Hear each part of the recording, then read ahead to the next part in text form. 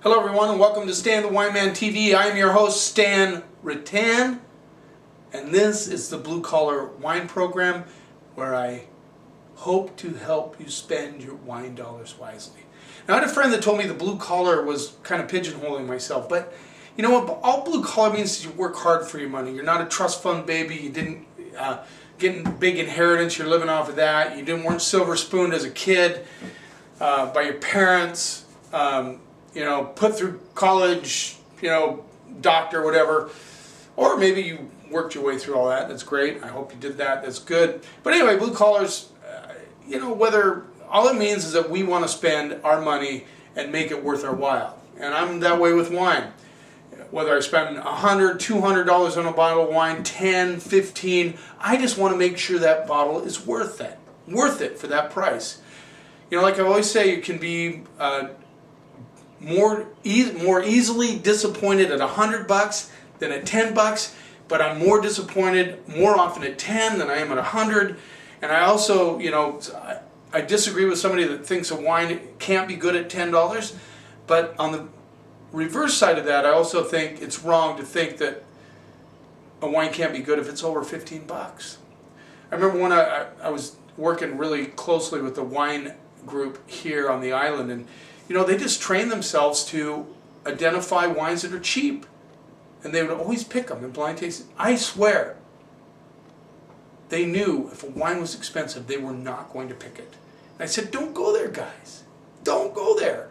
There's some great wines, 25, 35, 40 bucks. There are. And that's the point. It's not pigeonholing myself as a blue-collar wine guy. It's just, I want you to spend your wine dollars wisely. That's it. So today what we're going to do is we're going to look at 3 wines based out of Washington State that are varietals that are not typical to that state. We're going to do Tempranillo, Blaufrankisch, Lembergers, some of them call it, and a Malbec. The reason I'm doing this is because, when I went to my first level of sommelier class, I think I might have been falling asleep during this part of the class, but what they didn't really, I didn't hear it anyway. They didn't tell you they're only going to do, in a blind event, they're only going to do varietals that are typical from that area. So, if you're doing a Sangiovese, it's going to be from Italy. If you're going to do a Tempranillo, it's going to be from Rioja, Spain. If you're going to do a Malbec, it's going to be from Argentina. They're not going to throw a Malbec in from Washington State. But, that being said, a lot of interesting varietals are being grown in Washington State, and they're being done as a specific varietal. So, first one we're going to do from Woodhouse Wine Estates is a Tempranillo. Now, the only problem I have with Woodhouse Wine Estates, I think they should call all their wines Woodhouse Wine. They have a Kennedy Shah, Hudson Shaw, Woodhouse Wine Estates. This one rolls in at $20. I would say it's a second label, but some of their other wines are that price too. I just think as far as identifying a label, identifying a brand, sometimes I think if you use too many names, it becomes difficult for the consumer to say, hey, this is Woodhouse Wine Estates. Hey, this is Kennedy Shah. Hey, this is Hudson Shaw. Just saying. My opinion, from a marketing standpoint, I think that's a mistake. But they do it, and I'm just telling you, honest, I'm a big fan. I've tasted a lot of their wines. They're all really good. This is their Tempranillo from Columbia Valley. Let's see what we get on the nose. A lot of blackberries, a lot of currants. I get a little bit of an oak character. A little dusty, like wood element coming through. Currants predominant, blackberries. I'm really getting that on the nose. Let's see what we get on the palate.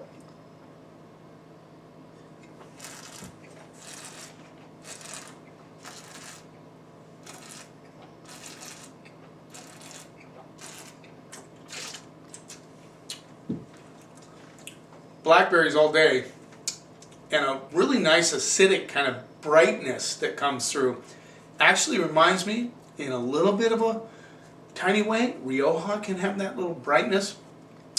Definitely New World though. I get a little like white pepper spice action, almost a little nutmeggy sort of baking spice element on the finish, which I find quite interesting.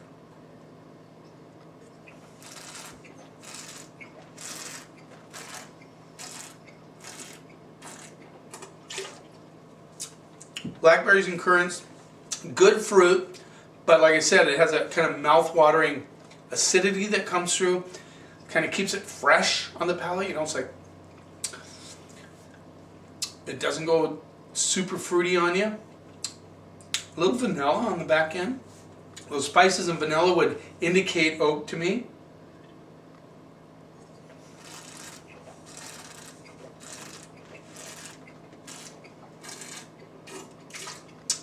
It's got good balance. It's $20.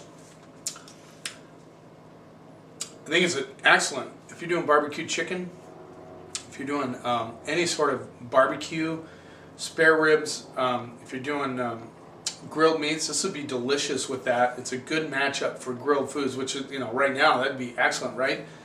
$20. It's not like, you know, like strumming my chord. It's not, you know, oh, I love this wine, but it's good. It's good.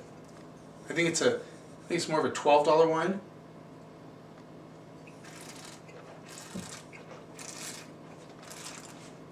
Nah.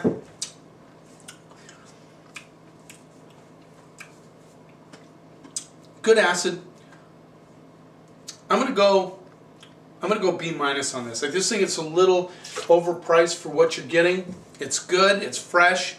I mean, you know, it's not a terrible wine. It's certainly above average, but you know, I think it's a little overpriced. Let's go on to Jed Steele's Shooting Star Blaufrankisch. Blaufrankisch is a grape. He gets his sources as fruit from Washington. He's based out of California, of course. Shooting Star, Steele Wines. Cool label though, and he has there's a picture on here of somebody new every year. There's your label. Really kind of artsy, fartsy label, but you know. Anyway, it's been around for a long time. You don't see a lot of people doing Lemberger anymore. Jed's been doing this Blaufrankisch for a while. Let's see what we get on the nose. I said artsy. Yeah.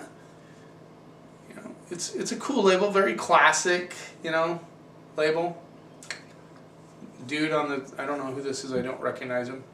Anyway, he puts a new guy every year, every vintage.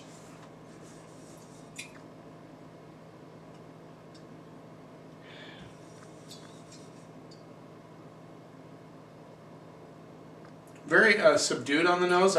Nothing like really leaps out and says, that's what it is. A little black licorice for sure.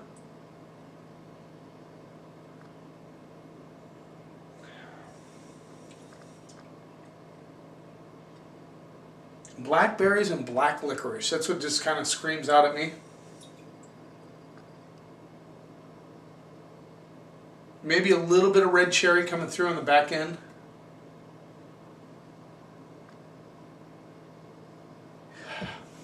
There you go. Let's see what we get on the palate.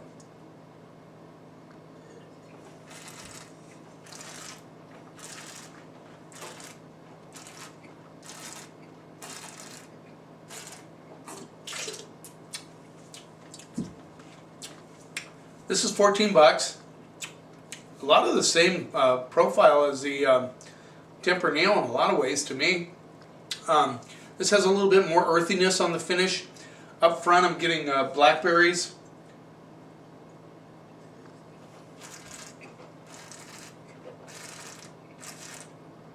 Blackberries, cherries. A little bit of cassis coming through. Kind of boring to me, a little bit. Saying, a little bit boring, but fresh, has that freshness to it. Again, I can see this going with grilled meats. It has that nice quality to it where it would match up nicely with a rib steak, or it might be a little bit too much for chicken, maybe barbecue chicken, pizza, hamburgers. I think it's a nice little red for those types of things. Definitely a food wine.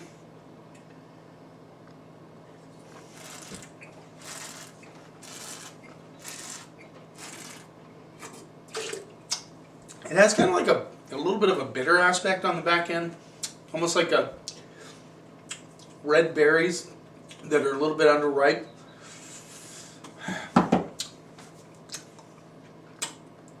I just think it's a little simple for me. There's not a lot of complexity to this wine.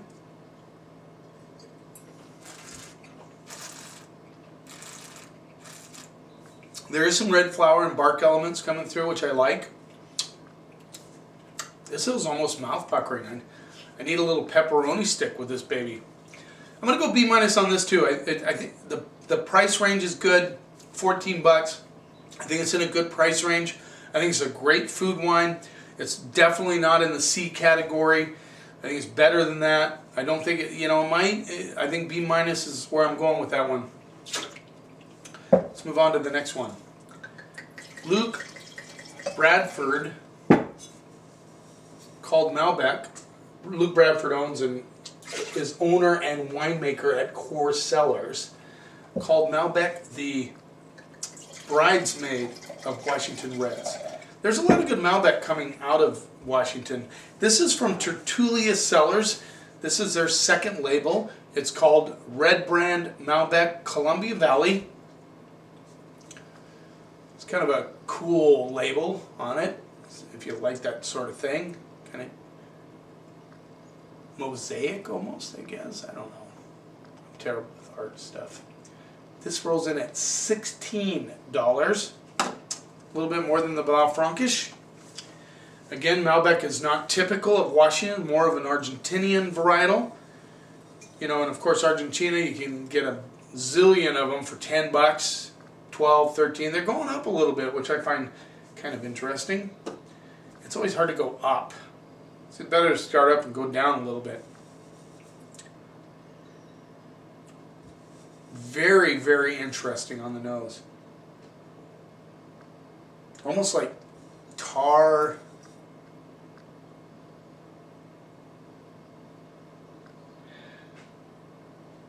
Cherries and currants coming through. This is real heady, you know, it's like it's got a lot of aromatics that are just popping out of the glass, which I like. I get a little bit of bark, a little bit of red flowers, maybe some rose petal. So tar, bark, rose petal, currants, cherries. Yeah, like this nose. Now, interesting thing about this, I don't want to lose my thought here. I was thinking about something as far as Malbecs from Washington. You know, I mean, like I said, you know, Washington's trying to come in with these Malbecs. This is actually a really good price, 16 bucks. A lot of them are coming in between at $30, $40, which, you know, for some consumers that's hard to swallow when they can get some pretty decent Malbec for, you know, $10 to $15 out of Argentina. That being said, you know, I think a lot of Malbec are out of Argentina. I call it like vanilla ice cream. A lot of them are the same. They're just the same average, everyday reds. And, you know, some of the ones from, you know, Core Cellars makes a great Malbec. Let's see what we get on the palate with this one.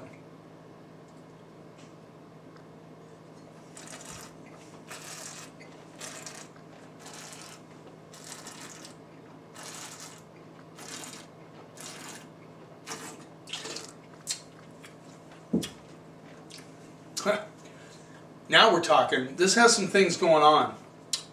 I get currants, blackberry. I get a little underlying like herbaceousness, but it's not overpowering.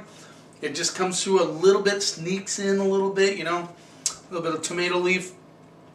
Get a nice little orange peel on the backside of this one. This has got some weight to it. This has got some guts. This has got some muscle, baby. This has some pipes on it, but it's nice and fresh. Got good acidity. It has got good acidity. Got good acidity. No, it has nice balance of acidity and fruit.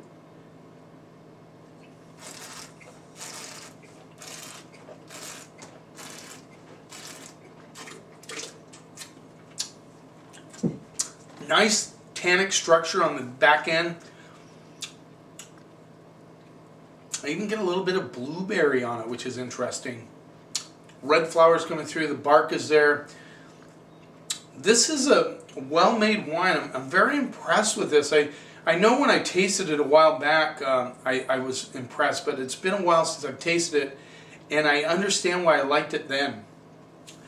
Even has a little white pepper and spice going on the, it's hanging on my tongue, which is pretty good. $16, good value. I'm going A- on this. I think it's a good job on this Malbec from Washington State, the bridesmaid.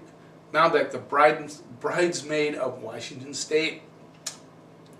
My mouth is watering, man. I am going to barbecue tonight. This is going to be my compliment to that barbecue. Good job to Tulia Cellars. So, if you have any comments, should I be sitting during the episode? Brian, I know you said I should be standing. I don't know. I like to sit during these episodes. I don't move around as much. Good call, Robin. I think I'm going to go with sitting on these instead of standing. What do you think about these things behind me? Are they distracting you? Robin says they distract. Matthew says they don't. By the way, Matthew Denhan, are you going to make a comment on my videos? Matthew's great because he's a sales rep that calls on me at the store, and he's always nailing me when I like one of the wines that he leaves as a sample on my video. He says, Stan, are you going to carry that wine? You really liked it. So good ups to Matthew for watching them. Actually carry all these except for the Tempranillo, which is not Matthew's. But I appreciate you watching. I would like to see some comments on these videos. If you can just take the time, just good job, Stan. You should stand up, you should sit down, you should do this, you should do that. I like that. So make a comment. All right, thanks for watching. Cheers. And here's to keeping the snob out of wine.